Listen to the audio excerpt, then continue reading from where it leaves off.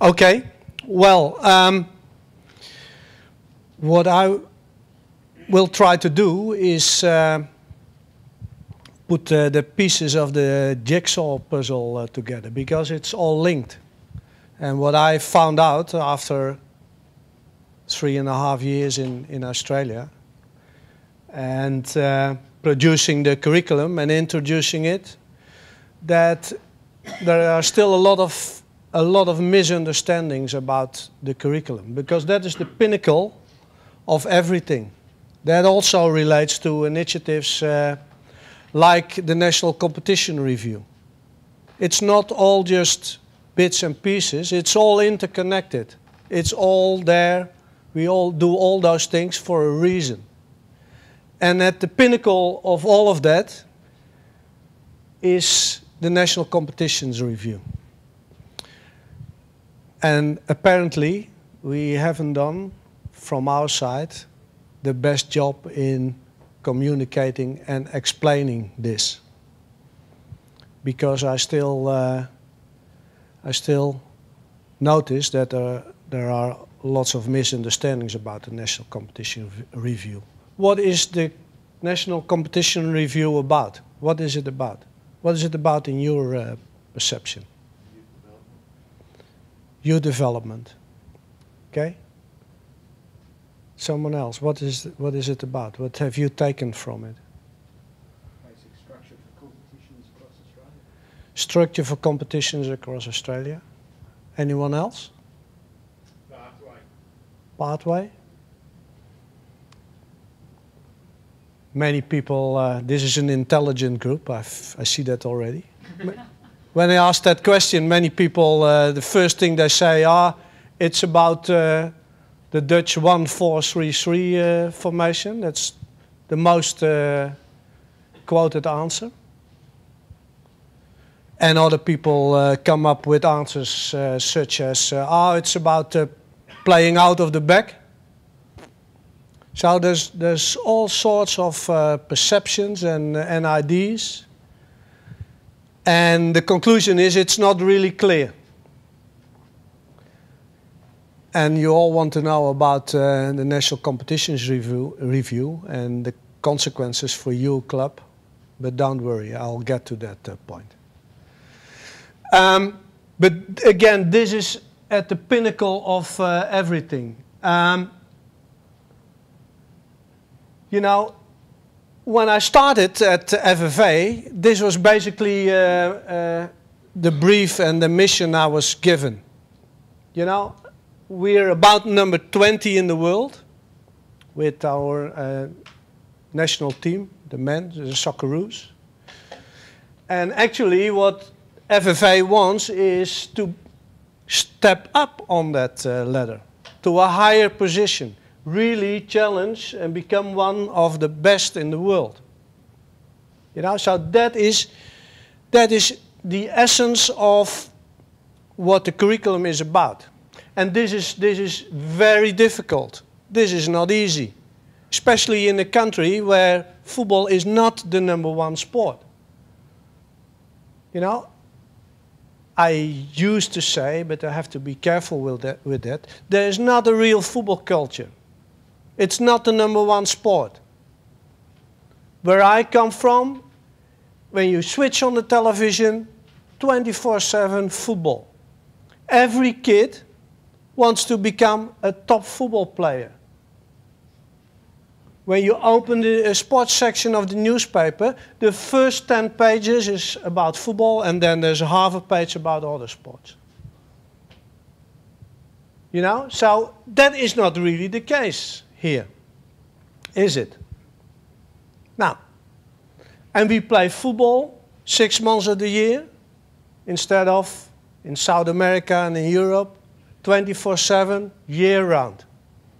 So to become as good as they are, that's a huge challenge.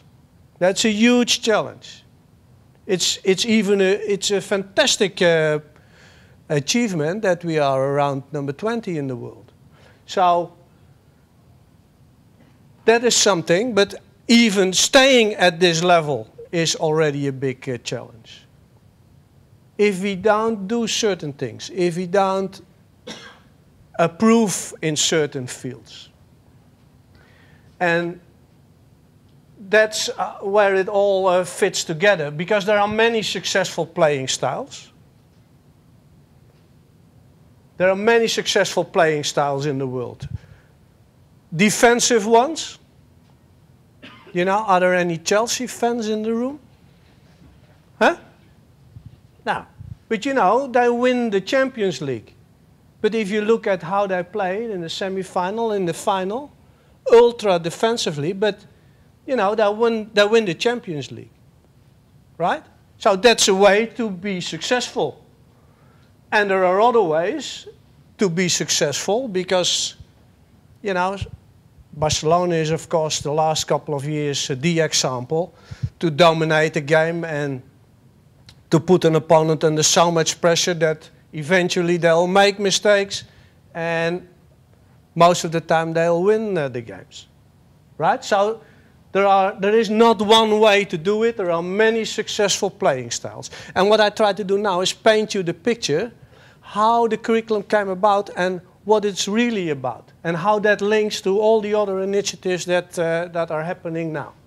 So, many successful playing styles, from very defensive to very attacking. Now then what we did is look at what does now really relate and fit with the Australian mentality. Okay, what's your choice? Red or blue? Left or right for the colorblind and the rest?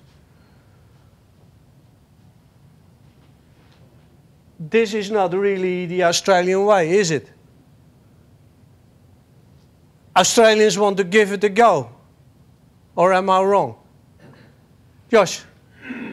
Huh? This is not the Australian way. You know, unless I'm terribly wrong, but when we got smashed by Germany in the World Cup in South Africa, the biggest point that I took from anything I read or saw was that, yeah, okay, you can lose against a country like Germany, but we didn't give it a go. Any sport or anything, that is the Australian mentality, isn't it? Okay, so that is not an option. So that was the next step we took with creating the starting point of the curriculum. Are you still with me? It's the end of the day and it's the end of the week, so. But you're still with me? Yeah. Okay. All right. Now, so a proactive and attacking playing style. That was the next conclusion that we reached. Now that can also be done in various ways. Now you can play an attacking, proactive style in various ways. The Barcelona style, dominate games with technically very proficient football, based on possession, and you just wear the opponent out because they all the time chase the ball, and sooner or later they will make mistakes and you're technically so superior that you will eventually, most of the times, you will win. But there are also other ways. The very simple, shortest route to the opponent's goal, direct physical playing style, that's also an attacking and a dominating playing style. Right? Now, maybe that is the traditional, this is more the traditional way of doing things here, isn't it? The traditional way of playing football. Right? And there's nothing wrong with that. But if we've done comprehensive analysis of football, and especially around the 2010 World Cup, and it's very clear, and not only during the 2010 World Cup, but if you look at all the top teams, the most consistently successful teams, they play a possession-based playing style. Proactive, they want to dominate, but based on possession. And they all have a number of what we call special players that can decide games basically out of nowhere. And then you can immediately say, yeah, but what about Chelsea? But that is more an exception than the rule. This is the way, on top level, successful football is being played. And you need those ingredients. Teams that are able to play, to control the games based on possession, and they have all technically proficient, so-called special players. And that's why our conclusion was, we have to focus on developing players and teams that are able to play this way. If we want to step up on the world ladder, if we want to stay competitive on world's level, that is what we have to try to do. And from any analysis, not only our own, but also from FIFA, it turns out that we do not have enough of that sort of players and that sort of teams. We do not develop that enough. And already we are feeling the consequences of that. Because we are a bit worried that after the current generation, that there is a kind of a gap towards the next generation. So we have to be really, really very careful and start focusing on this. So, of course, we have to preserve these things, the traditional strong characteristics of Australian football. That is an extra, the competitiveness, the mental and physical competitiveness.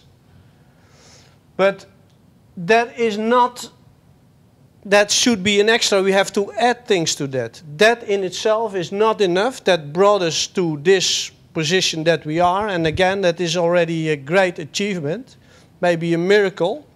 There are so many real football countries below us on the FIFA ranking. But this is not enough if we want to become better. We need to change and we need to improve. So, not only that, more playing the game the proper way, based on proficient technical foundation. From a direct physical playing style to a more technical, possession-based type of football. And that fundamental transformation, that is what the curriculum is about. That is what the national curriculum is about. A change of approach at all levels of the game. Of course, you can imagine that we were very happy with what the Raw did the last couple of years. Because talking about this, the first reaction many people give is saying, yeah, but you know, we don't have those players and we can't develop those players and we can't play like Barcelona, so that's the easy way out. But the Raw, they proved that for Australian standards, you can do that. They played a possession-based, proactive style. It is possible. This is now exactly, essentially, what the curriculum is about. I just said that, didn't I? Then the next question is, it is all nice and good, that theory, but how do you now actually do that? So, how do you bring the theory to life? Now we get to the points that you all want to discuss with us. We think there are two ways to realize the objectives from the curriculum, and that is coach education and youth development. If you want to bring about those changes and improvements, those are ways to do that. The curriculum is the theory, the two spearheads are coach education and youth development. They should bring about that fundamental transformation. That is how it's all linked together. So if we then look at those two spearheads, why is youth development then one of those spearheads? Well, some of you won't absolutely not like what is here on this slide, but I think it's in Australia, my experience is that youth development is all over the place. I come from an environment where everyone is working in the interest of the talented player to create the best possible opportunities for that individual player to get to the maximum of the potential.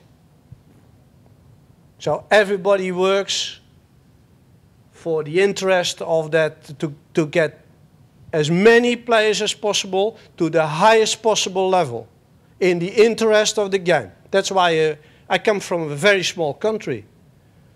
And we did very poor at the Euros, but already for decades on a row, this very small country is one of the top teams in the world.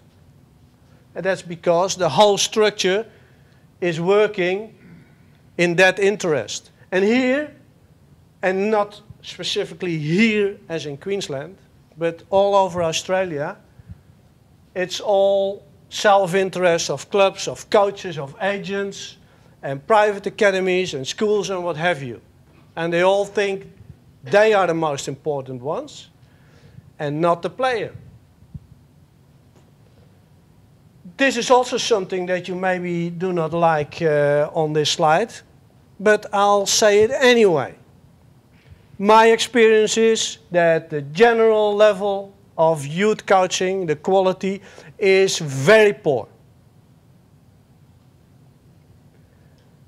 Because it's not so much about developing players, it's about this. Winning the under-12 competition at all costs is more important than looking at what really is important for the development of the most talented players.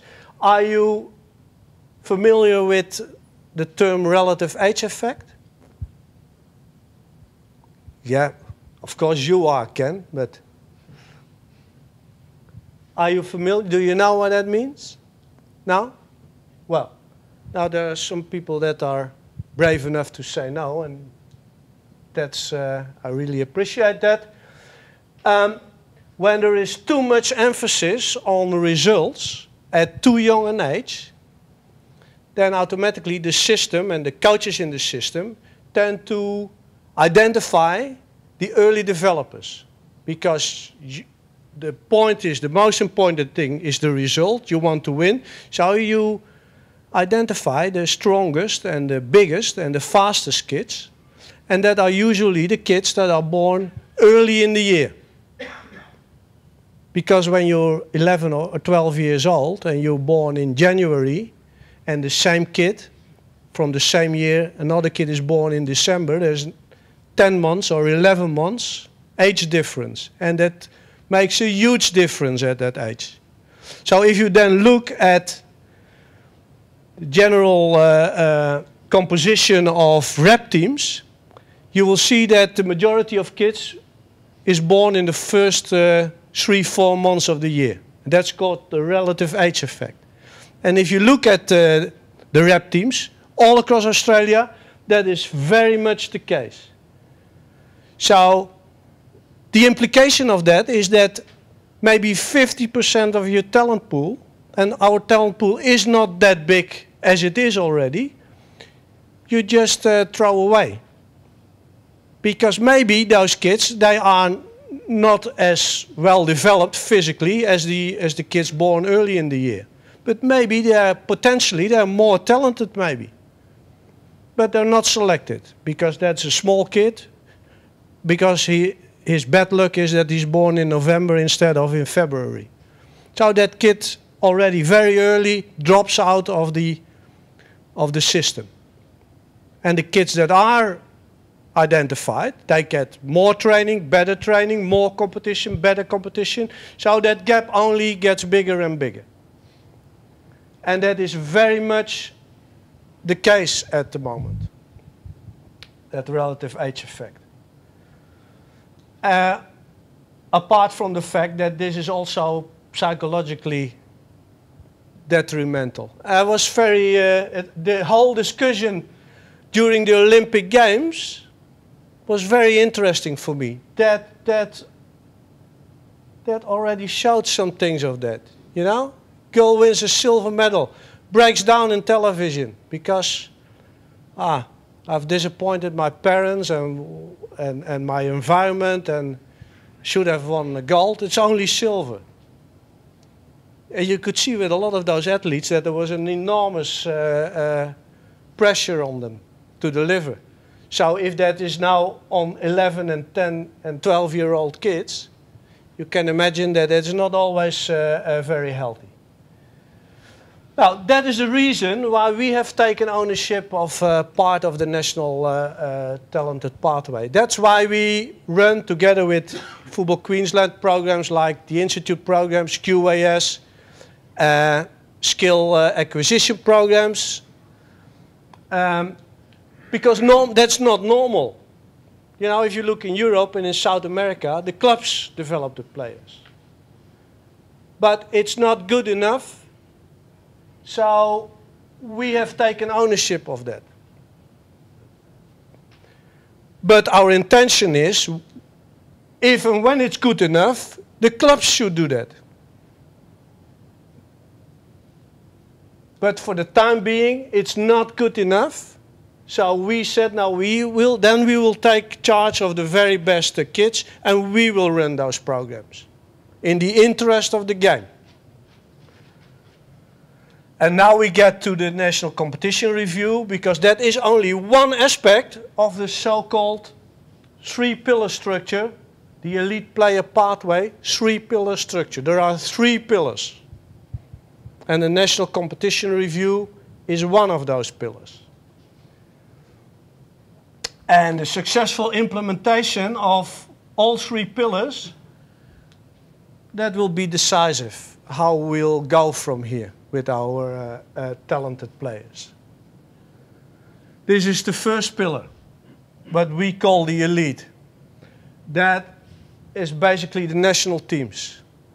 So that's the AIS, and the majority of the Joeys, our national under-17 team, is full-time at the AIS. So here are the age groups. These are the teams and the programs. Young Socceroos, Olyroos, and of course, leading into the Socceroos. Now you might, let me go back to that one. We also here, it's not that this is all going very well. We have lots of challenges there. Lots of challenges on the international level. One is year-round competition. You know, I've already touched on it, but how do you think we could make it possible to be competitive with the top countries in South America and in Europe and elsewhere in the world if they play and train a year round? And we have 6 months of football, and then we start playing cricket and other sports. It's just a simple mathematics already show that that's impossible. They make twice the hours. Apart from the fact that the quality of training is also often much bigger and better. Right? So year-round football. The second challenge for us all the time is the availability for our national teams of our overseas players. All those qualification tournaments and end of September we have the under-17, the qualifiers for next year under-17 World Cup, and in November we have the qualifiers for the under-20 World Cup next year. We have many players already in those age groups overseas, because somehow parents in Australia think that it's absolutely necessary for a kid to go overseas as soon as possible. So the agents and the private academies, well, they They make a business out of that. So we have many players overseas. And the clubs simply do not release those players. So, you know, not too long ago we lost 5-1 against Japan with our young Socceroos. And then you get all sorts of questions. There are two very simple answers. Japan was there with their full under-19 national team, all players. We missed more than 10 that play overseas, were not released by the clubs. Second point, our players, they hadn't played since February, March, end of the NYL and end of the A-League. So that tournament was in July. So 3-4 months, no football. Japan was in the middle of their competition. So match fit players. We had a camp. Fortunately, I always say the best football conditioner of Australia, but let's be modest, one of the best. Then Kenny Stead helped us out. We had a 1-week training camp here in Brisbane. Then we traveled to Indonesia, but that is not enough. So our players, that is one of the problems that we always face with our national teams. So lots of challenges there to get that right. Second pillar. In the second pillar are that the second pillar consists of the programs we run together with Football Queensland, and we do that in every member federation. So those are the skill acquisition programs and the institute programs. And from our point of view, those are the players that we said we took ownership of that because it has to be done better. And we think those programs should lead into the A-League clubs, because they are the highest level domestically. And it's also our intention to link all those programs directly with each and every A-League club. And it's also, as a next step after that, in the future, our intention that every A-League club should have a system from first grade down to under 12s. A full youth development structure. Every A-League club. And at the moment, there's one club where that is already happening, and it's Newcastle Jets. And we work very closely with Newcastle Jets because we're very interested to see how that works. Newcastle Jets has a program starting from underage to their A-League team. That's the way it happens across the world in the big football countries, and that's the way eventually it should happen in Australia. At the moment, the A-League clubs have an NYL team, and underneath, we hope they will work with us and with the member federations and link in with the institute programs and the skill acquisition programs. So this is the structure. Under 16 and down, you have the State Institute or NTC programs and the skill acquisition or Skilleroos programs. They are run by us in conjunction with Football Queensland and the same way everywhere else in Australia. Then, so we see that and we strive to have those programs linked with the NYL clubs that are, of course, linked with the A-League clubs. Here, the most talented players go into this pathway. So they go from the institutes into the AIS and the Joeys and onwards, hopefully, in the other national teams. When they graduate from the AIS, they go hopefully back to NYL or A-League clubs. Many already go overseas then.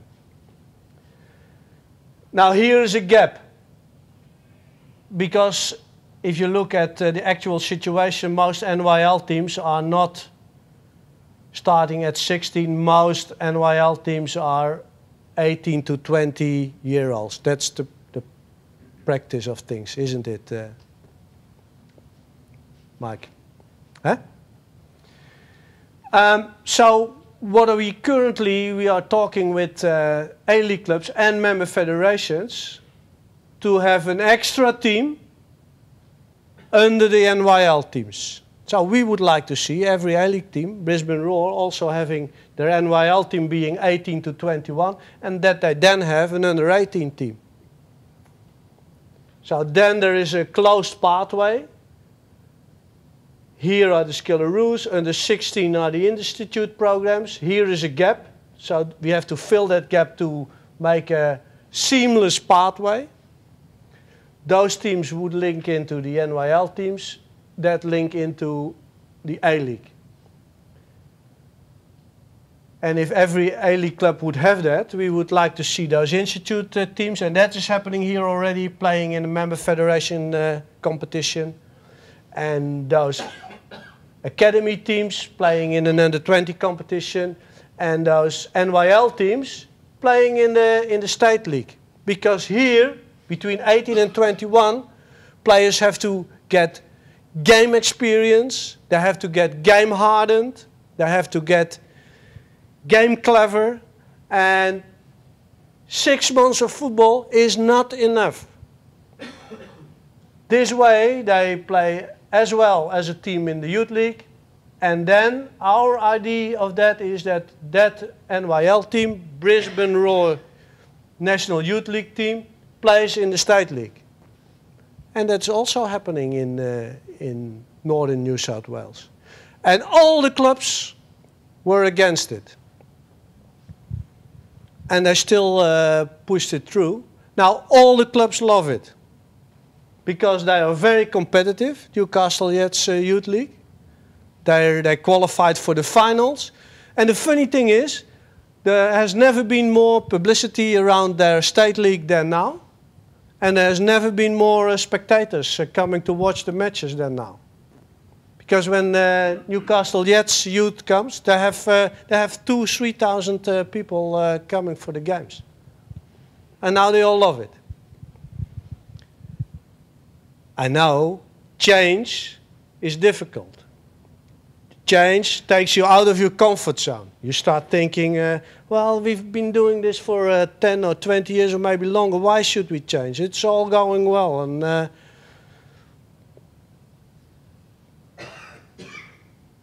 but from change, many good things evolve. So then that second pillar would look like this. Skill acquisition programs, Skilleroos. Here from the National Youth Championships, these are the talent ID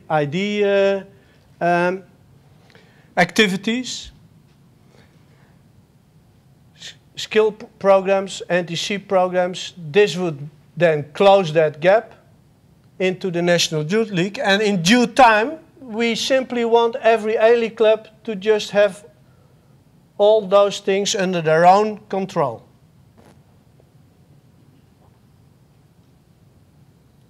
And if you're from here is a sensitive point, because now we're going to talk about the state league clubs and the national competition review, and you don't want to lose your players going there. But it's a natural way how things happen. It's a natural way how things happen. The best players should play at the highest level, together with the other best players. Because you only develop if you train every day with the best players and you play every week against the best players. Because if it's too easy, you win every week with 8-0 and 2 fingers in your nose, you do not develop. And if it's too difficult and you lose every week with big numbers, you get frustrated and you also do not develop. So the essence of youth development is to have the best with the best, training and playing against the best. And if you have one excellent player, but you keep the player in a club and in an environment where there is no challenge, player doesn't develop and will not reach the top of his or her potential. It's as simple as that. One of the clear characteristics of talented players is they want to be challenged all the time to raise their bar. And that only happens if you bring them together and challenge them all the time. Automatically they will be challenged. The national competitions review. In those two pillars that I've showed until now, there's only a very limited number of players. There's very limited number of spots for talented players. Like there's only 16 or 20 per team. And then there's only one Skilleroos group, and there's only one institute team. And there's only one NYL team. So there's only a very limited group or number of players that get that opportunity. But there are probably, I'm sure, there are many more out there. So this is about creating the next pillar and give, again, more players an opportunity to get good coaching in a good professional environment and hopefully year-round. So that is what we try to achieve through the National Competitions Review. So it's about identifying elite clubs at the highest level below the A-League. Through a licensing system. We will start from next year on in a phased approach. From now on, we start working towards it. And in a couple of years, a club at that level has to tick all the boxes. And of course, any club wants to be the best in the league that they play in, and you want to win that league. But you can win that league in several ways. You can win that league by charging the kids a couple of $1,000 and give that to some journeyman player that plays for you 1 year, and then he moves on again. And then you charge the kids a higher fee because next year you want to have a better player. That's one way of doing it. And that's one way that's not working. And Emma just also explained a number of reasons why that is not working. It's not sustainable. It's a bad way to do it. A better way is to be successful in your league by developing those players. And that will take some time. But if we start now, in a couple of years you will already see the results and the effects of that. So it's not a matter of players coming in and out every year. Now you develop them through your own system. They come to your first team.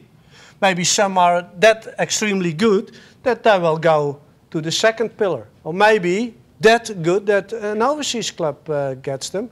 But then you will get compensation through the training compensation system. So either you get the benefit of those players in a financial way, but better even would be if you get the benefit of those players because they play in your first team and they make your first team better. How should that look like? We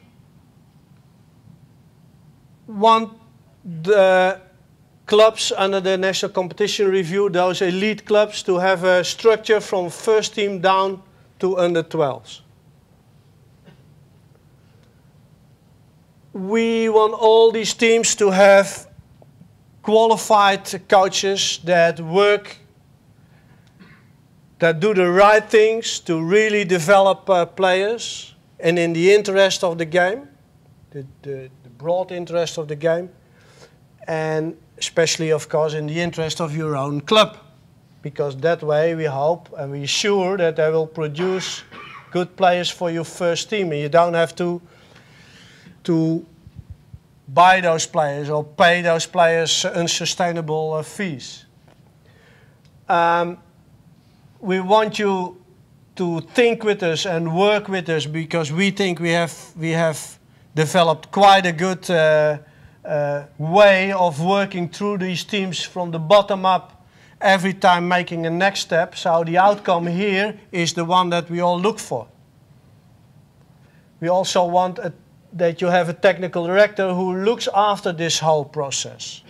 one of the funny things that I notice when I go around in New South Wales and I look at the clubs, the under-12 coach does something totally different compared to the under-13 coach. They play this way, he plays a totally different way. The under-14 coach also does something totally different. They just all do something that they think they should do. Right? So a kid that goes from under-12 to under-13 gets another coach, he has to start all over again. That's unthinkable where I come from, because there's an academy director or a technical director who simply tells the coach what they should do. What is best practice for these kids, totally different maybe what, or not maybe, totally different from what should happen there. So there is one philosophy through the whole club. And every step adds something extra to the development process.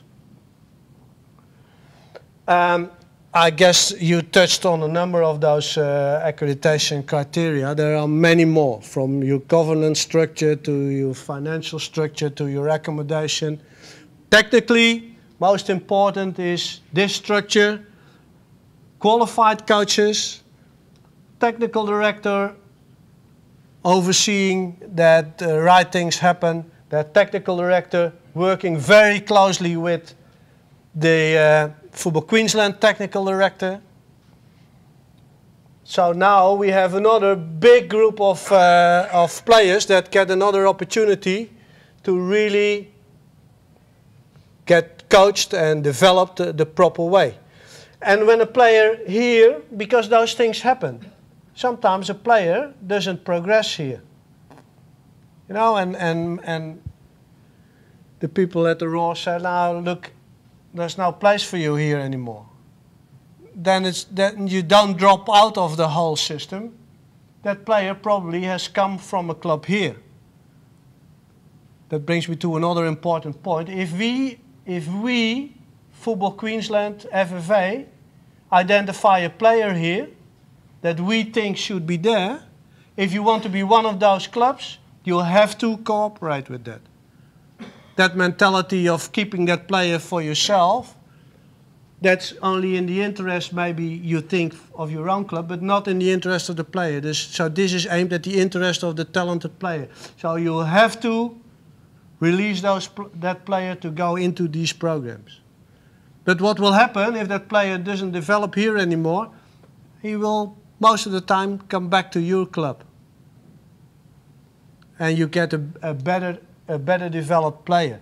At the same time, if there is a late developer here that wasn't identified for these programs, but suddenly, because so many things change still here at these ages, that player suddenly starts developing, then that player can still make that step over there. And here we have, if this structure comes to life, and not only here, but again, everywhere in Australia, all member federations, we are going to do this, then 90% of the talented players will be anywhere in this structure. A big country, Australia, is, you can never be sure that you have identified 100%, but I dare to say that 90% of the talented players will be somewhere in here. And from a technical point of view, in the interest of football in Australia and the development of football in Australia and the development of the players, that's why that should happen, in our opinion. The other spearhead, and not less important, is coach education. Through coach education, we think we can really influence change and improvement.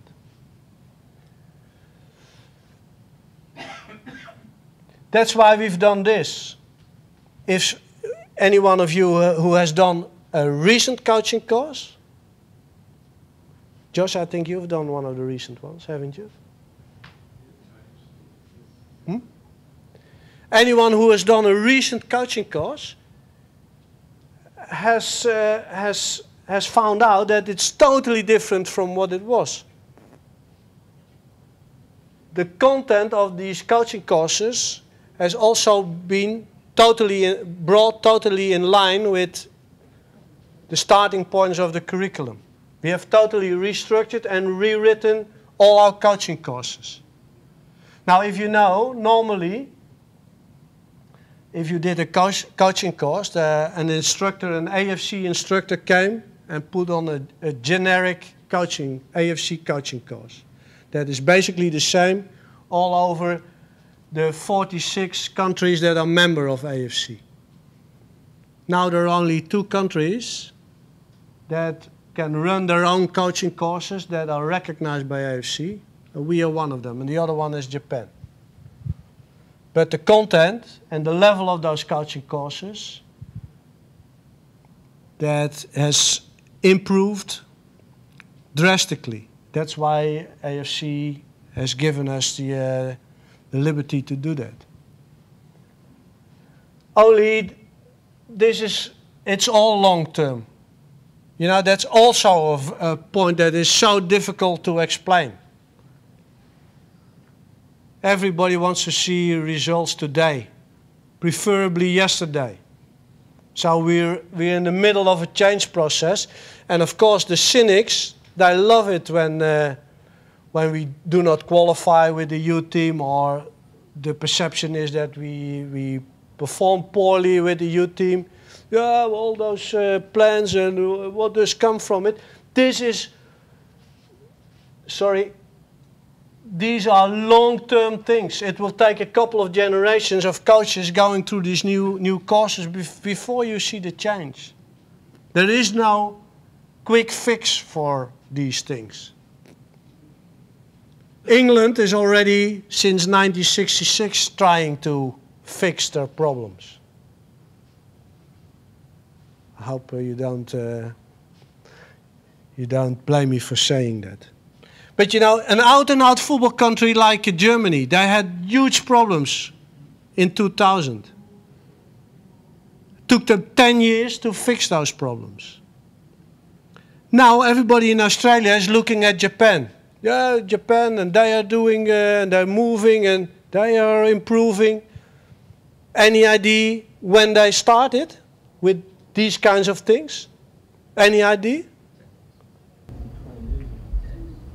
More than 20 years ago.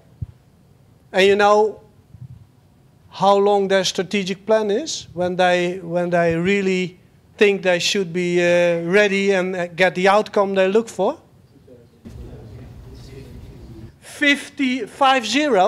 50-year strategic plan. They're about halfway now. And now you suddenly see, now everything accelerates.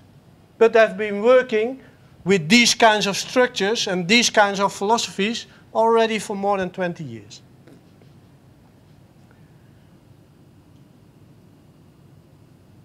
Coach education. Our advanced coaching courses, C, B, and A license, but new content, new structure, new approach.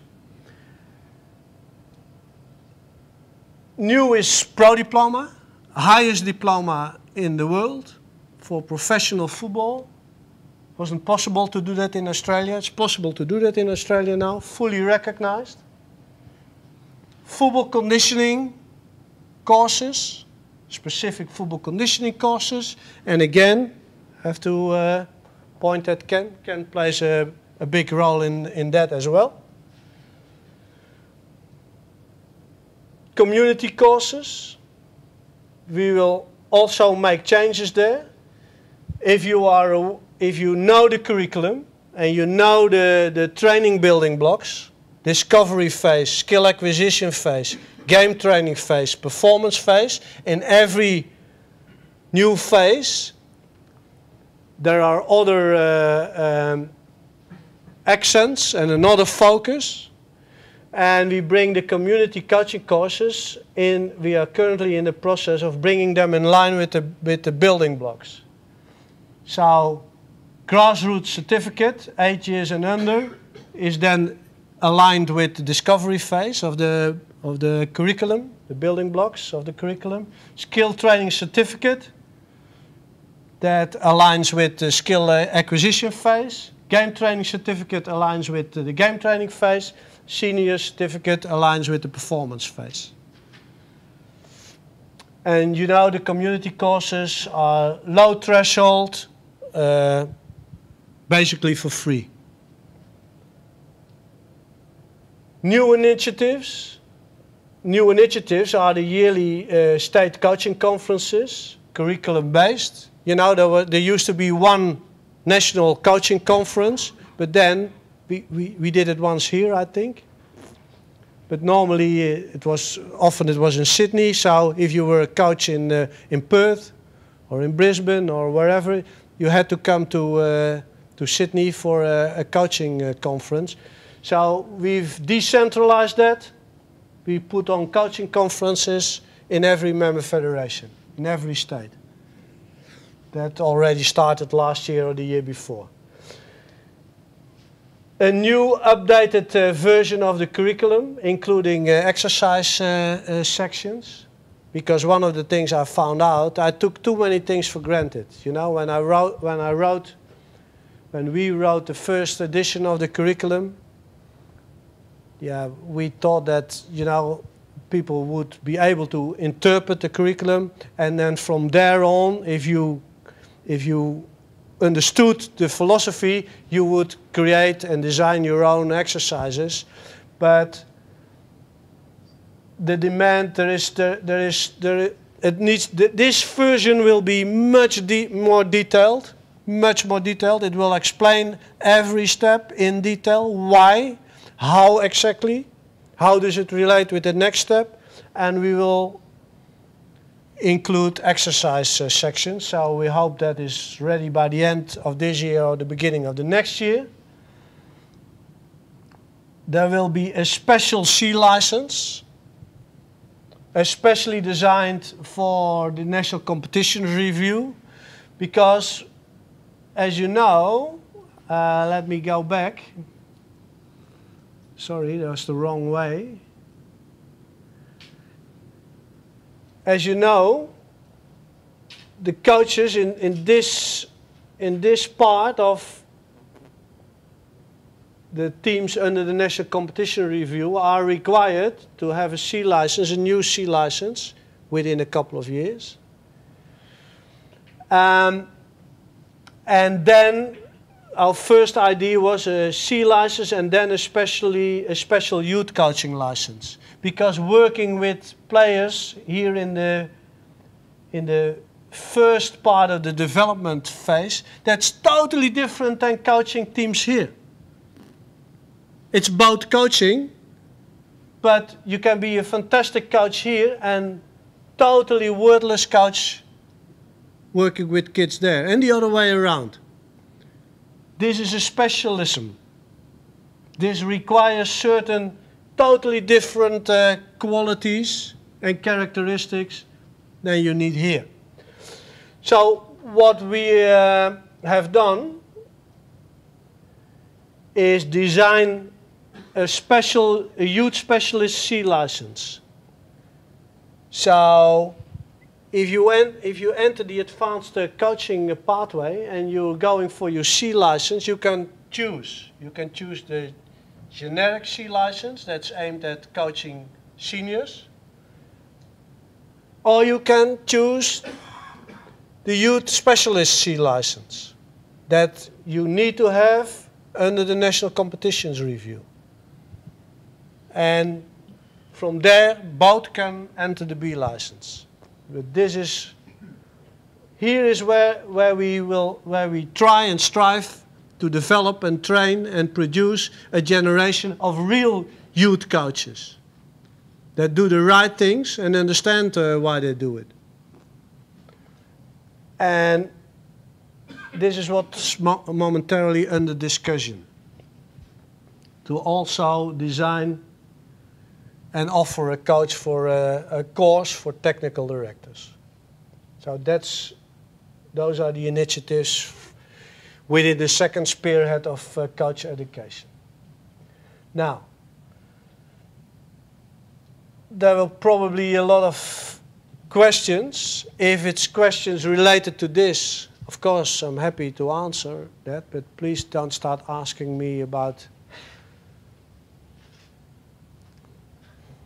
my club, why is my club here in the Queensland environment has to do this and can't we do that, because the people in Queensland are much better suited to answer those questions.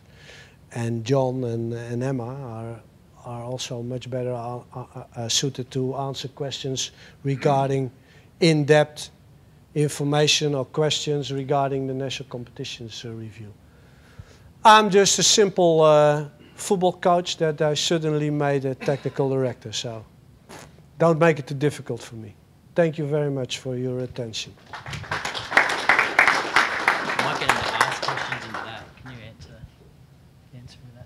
Of course. Has anyone got any questions for Han? Han, if the structure that you're putting in place, and obviously you're trying to lead elite players to an A-League situation, if an A-League club participates, say, in a state league, and then you've got 11 other clubs or 12 other clubs within that state league, don't you think then the other state league clubs are going to be like the poor brother's cousin with respect to those players that maybe you're developing from 8 through to 16 years of age, and then all of a sudden an A-League club says, we want you for our under 20 squad or under 18 squad. These other community clubs or the state league clubs have put all the effort, the money, the time, the coaching into it, and then all of a sudden the A-League club says, oh, we want that particular player. And obviously from a state league club perspective, they're going to lose potentially the strength of a player, the economics that they've put into that player over a long time, and also the stigma that, oh, okay, well, you can play for XYZ, but you're not really a Brisbane Roar state league player. Yeah, good question, thank you, and I understand the question. I think one of us is going to address training compensation. So that's a matter, in all fairness, it's a very good question, and that's a topic that we will address. One of my colleagues will go into that, because if you develop a player from ages to 18 and then the Raw comes and takes that player away, of course you should be compensated for that. Yeah.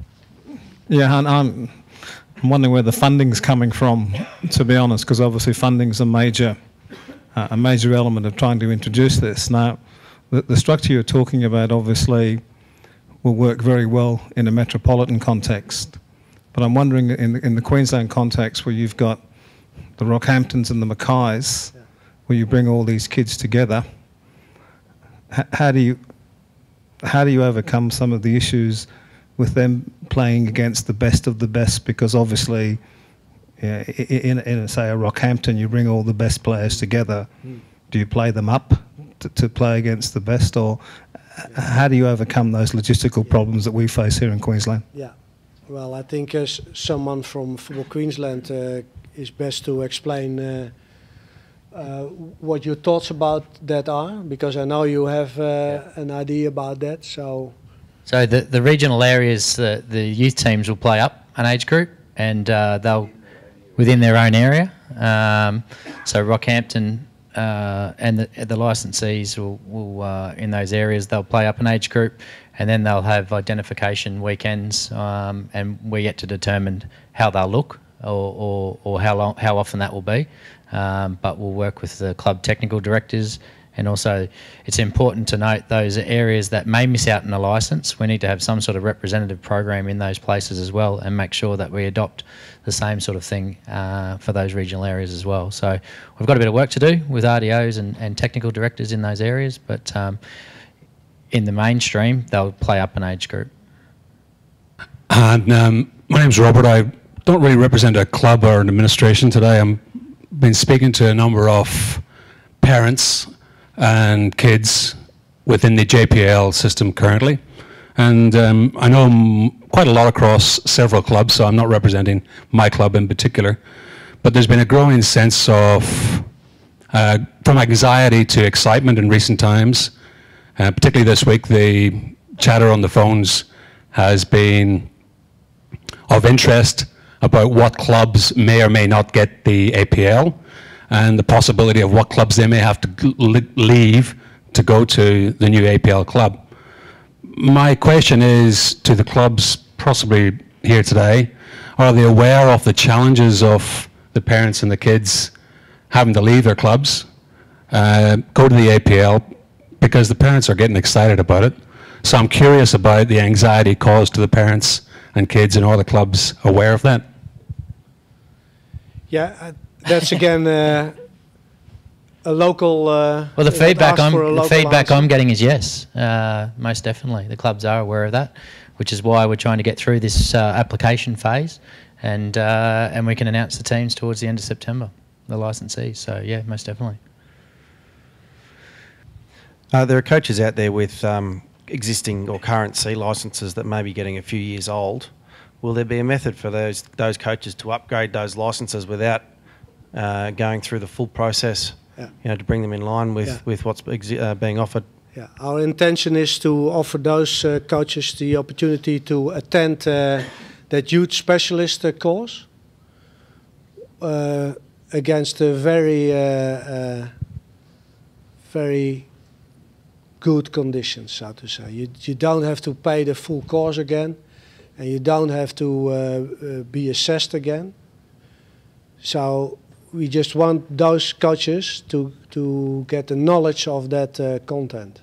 So we will offer that opportunity. Additionally, we'll also be offering additional B and C licensed coaching courses for APL clubs at discounted rates. So as part of the APL, Han talked about coach education as being obviously one of the pointers, and we'll work with clubs to make sure we can upgrade their coaching from senior up to C and B as well. So more coaching courses at a lesser price, I guess, is what we're trying to do. Would you like to thank Mr. Harnberger? Thanks. Thank you.